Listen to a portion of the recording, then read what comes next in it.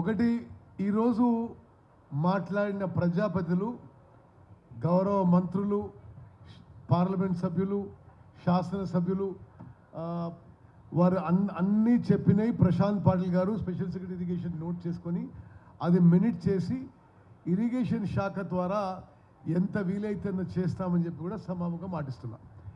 రెండోది, ఇద్దరు చీఫ్ ఇంజనీర్లు ఇప్పుడే చేరినరు. ఒక 3-4 డేస్లో మీరు కొంత ఫెమిలియరైజ్ అయిన తర్వాత ఒక 3-4-5 రోజుల్లో ఈరోజు ఎమ్మెల్యేలు, ఎంపీలు, మినిస్టర్లు చెప్పిన విషయం మళ్ళీ ఒకసారి హైదరాబాద్లో మాట్లాడదాం.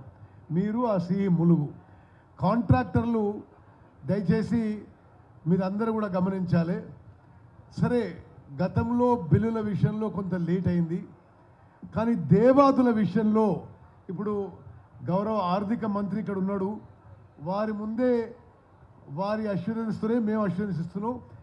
Devadula is a high priority project for us. Okay, అది 2004లో మొదలయ్యి గౌరవనీయులు సోనియా గాంధీ గారు శంకుస్థాపన చేసిన ప్రాజెక్టు. అది ఇప్పుడు అన్ని ప్రభుత్వాలు చూసింది, తెలుగుదేశం, కాంగ్రెస్, టీఆర్ఎస్, మళ్ళీ ప్రత్యేక రాష్ట్రంలో కాంగ్రెస్ వచ్చింది. మరి ఈ కాంగ్రెస్ గవర్నమెంట్లో పూర్తి చేస్తామని చెప్పి సభాముఖంగా మాటిస్తున్నా. ఓకే, మరి భట్టి గారికి కూడా అందరి ముందే విజ్ఞప్తి చేస్తున్నా, Devadula project has to be highest priority for us. Okay, మరి ఆ లెక్కలు కూడా మీరు చూసిండ్రు. ఒక ఓవరాల్ విషయం చెప్తా మీకు. గోదావరి అంటే ఇప్పుడు మనకి ఎందుకు ఇంకా వేగవంతంగా జరుగుతలేవని, గత ప్రభుత్వం 10 ఏళ్ల సంధి ఇరిగేషన్ పేరు మీద 2 లక్షల కోట్లు అప్పు తీసుకొచ్చి అసలు మాకు భట్టి గారు ఇస్తున్న ఇరిగేషన్ బడ్జెట్లో మళ్ళీ 75% ఆ ఇరిగేషన్ లోను కట్టడానికే పోతున్నది. మీకు లాస్ట్ ఇయర్ ఇరిగేషన్ బడ్జెట్కి 23,000 కోట్లు ఇస్తే 16,000 కోట్లు గతంలో తీసుకున్న ఇరిగేషన్ లోన్లు ప్రిన్సిపల్ అమౌంట్ ఇంట్రెస్ట్కే పోతున్నది. ఇది చాలా సీరియస్ ప్రాబ్లం ఈ రాష్ట్రానికి ఉన్నది. ఇప్పుడు జస్టిస్ ఘోష్ కమిషన్ మొన్న కాళేశ్వరం మీద రిపోర్ట్ ఇస్తే అసలు నిర్గాంతపోయే లెక్కలు చెప్పిన వాళ్ళు. ఇమ్మీడియట్గా వడ్డీ కట్టాల్సింది 27,000 కోట్లు, అసలు కట్టాల్సింది 40,000 కోట్లు, ఇంకేదో ఫిగర్ చెప్పి, అంటే మెయిన్ ప్రిన్సిపల్ వదిలేసే కాళేశ్వరం ప్రాజెక్ట్కి ఇప్పుడు 1,00,000 కోట్లు మీరు కట్టాలని చెప్పి జస్టిస్ ఘోష్ కమిషన్, అంటే ఇప్పుడు అంటే over the next few years అనే ఒక సమరీ ఇచ్చిన వాడు. ఆ విషయంలో కొంత మీ ద్వారా యావత్ తెలంగాణకు మెసేజ్ ఇవ్వాలి. కాళేశ్వరం ప్రాజెక్టు డిజైన్ చేసింది ఎవరు? వాళ్ళే. కట్టింది ఎవరు? వాళ్ళే. ఇనాగ్రేట్ చేసింది ఎవరు? వాళ్ళే. నీళ్లు నింపింది ఎవరు? వాళ్ళే.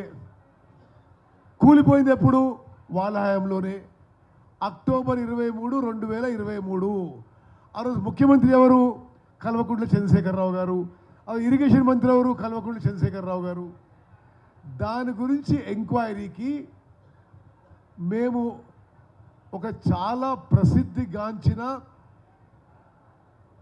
మాజీ సుప్రీంకోర్టు జడ్జు, మాజీ లోక్పాల్ ఆఫ్ ఇండియా, మాజీ ఆంధ్రప్రదేశ్ చీఫ్ జస్టిసు జస్టిస్ ఘోష్ గారిని ఈ విషయాన్ని మీరు పరిశీలించి రిపోర్ట్ ఇవ్వమని చెప్పడం జరిగింది. వాళ్ళు ప్రభుత్వం యొక్క నివేదిక తీసుకున్నారు, ఫైళ్ళని అందజేసినావు. ఆడికి టీఆర్ఎస్ అందరూ వచ్చిండ్రు, అందరూ మాట్లాడిండు. ఆ తర్వాత వాళ్ళు ఇచ్చిన నివేదికలో నిస్సందేహంగా గతంలో పరిపాలించిన వాళ్ళు వాళ్ళ నిర్లక్ష్యం వల్ల, వాళ్ళ అసమర్థత వల్ల, వాళ్ళ అవినీతి వల్లనే మేడిగడ్డ బ్యారేజ్ కూలిపోయిందని ఇచ్చిండ్రు. ఎవరు ఇచ్చిండ్రు? అదేదో ఆ రిపోర్టు రేవంత్ రెడ్డి గారు, నేను, భట్టి గారు రాయలే. జస్టిస్ పిసి ఘోష్ అని సుప్రీంకోర్టు జడ్జు. ఆ జడ్జిడు ఉండే వరకు వాళ్ళు కూడా పోయి రోజు చెప్పుకున్నారు, వాళ్ళ వర్షం చెప్పుకున్నారు. అదంతా ఇని జడ్జి గారు, సుప్రీంకోర్టు జడ్జి గారు తీర్పిస్తే మొత్తం న్యాయ వ్యవస్థనే అవమానపరిచే విధంగా బీఆర్ఎస్ పార్టీలో పెద్ద మనుషులు మాట్లాడడం ఇది సబబు కాదు. దాంట్లో మేము ఏమీ రాజకీయాలు చేయలేదు. మీకు ఇంకోటి చెప్పాలి, మాటి మాటికి మేడిగడ్డ మేము రిపేర్ చేసి వాడుకుంటామంటారు. అరే, మీ యొక్క అపారమైన నాలెడ్జ్, అనుభవంతో కట్టినరు, కూలిపోయినరు, మళ్ళీ మీరు రిపేర్ చేసామంటే ఎట్లది? నేషనల్ డ్యామ్ సేఫ్టీ అథారిటీ వాళ్ళు ప్రస్తుతానికి ఆ ఇది ఉత్తమ్ కుమార్ రెడ్డి అభిప్రాయం కాదు, రేవంత్ రెడ్డి అభిప్రాయం కాదు, బట్టి గారిది కాదు, ఆ 3 బ్యారేజెస్లు ఉపయోగించడానికి వీలు లేదు. దాని మీద ఒక టైప్ ఆఫ్ టెస్ట్లు పరీక్షలు చేయాలని చెప్పడం జరిగింది. దాంట్లో మేము చేస్తున్నాము, మేమేమి రాజకీయాలు చేయడం లేదు. వాళ్ళ అనవసరమైన సలహా ఇచ్చి మేడిగడ్డ బ్యారేజ్ కొట్టుకపోయి ఒకవేళ నీళ్లు నింపి కొట్టుకపోతే దాని కింద 44 ఊర్లు కొట్టుకపోయి సమ్మక్కసారగా బ్యారేజ్ కొట్టుకపోయి భద్రాచలం గుడి కొట్టుకపోతే ఎవరు బాధ్యత వహించాలి? నేషనల్ డ్యామ్ సేఫ్టీ అథారిటీ లిఖితపూర్వకంగా ఆ 3 బ్యారేజెస్లో ప్రస్తుత పరిస్థితిలో నీటిని నిల్వ ఉంచడానికి వీలు లేదు అని ఇచ్చిండ్రు. మేమేమీ రాజకీయం చేయడం లేదు.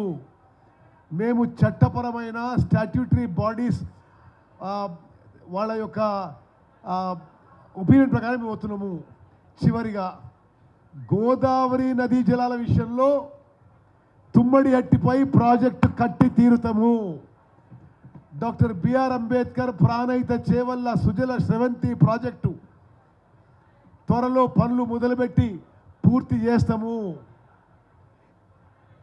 ప్రస్తుతం గోదావరి బేసిన్లో అవుతున్న సమస్యలు ఎందుకంటే గతంలో పరిపాలించిన వాళ్ళు ముందు తుమ్మడి అట్టి కట్టి అది 38,000 కోట్లకు పూర్తి చేసి ఎల్లంపల్లికి సరిపోని నీళ్ళు ఇచ్చి 16 లక్షల ఎకరాలకు నీళ్ళు ఇచ్చి ఆ తర్వాత మేడిగడ్డ చేపట్టిన ఒక తీరు ఉండేది. వాళ్ళు అసలు వయబుల్ ఉన్న ప్రాజెక్టు వదిలేసి అన్వయబుల్ ప్రాజెక్టు, కాస్ట్ ఎఫెక్టివ్ లేని ప్రాజెక్టు మొదలుపెట్టుకొని తెలంగాణ రాష్ట్రాన్ని శాశ్వతంగా నష్టం చేసిండ్రు. మేము తుమ్మడి అట్టి ప్రాజెక్టు మొదలు పెట్టబోతున్నాము. ఇచ్చంపల్లి దగ్గర గోదావరి కావేరీ లింకు కేంద్ర ప్రభుత్వం యొక్క స్కీమ్ నదీ జలాల అనుసంధానం విషయంలో ఆ ప్రాజెక్టుని మేము కేంద్ర ప్రభుత్వం చేపట్టమంటున్నాము ఇచ్చంపల్లి దగ్గర.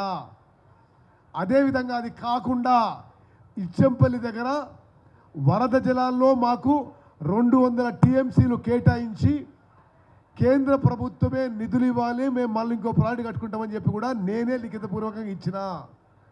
చివరి మాట, బన్కచెర్ల ప్రాజెక్టు విషయంలో మేము గోదావరి రివర్ మేనేజ్మెంట్ బోర్డుకి అబ్జెక్షన్ చెప్పినాం.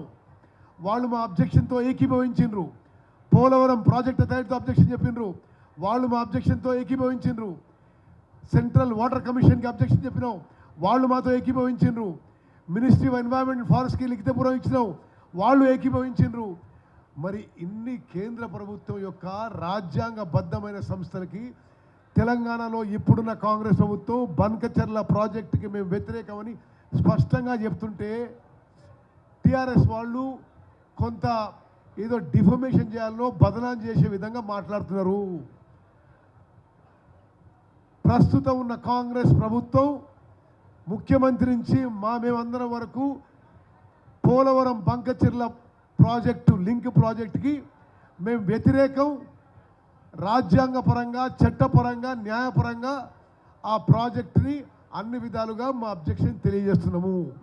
గోదావరి నదిపై తెలంగాణలో ఉన్న ప్రాజెక్టులకి అత్యంత ప్రాధాన్యత ఇవ్వబోతున్నామని చెప్పి మనం చేస్తూ విలేకరు మిత్రులకు కూడా మరి ఇవన్నీ విషయాలకి మీ కవరేజ్లో ప్రాధాన్యం ఇవ్వాల్సిన విజ్ఞప్తి చేస్తూ ముగిస్తున్నాను. ధన్యవాదాలు, అందరికీ థ్యాంక్స్.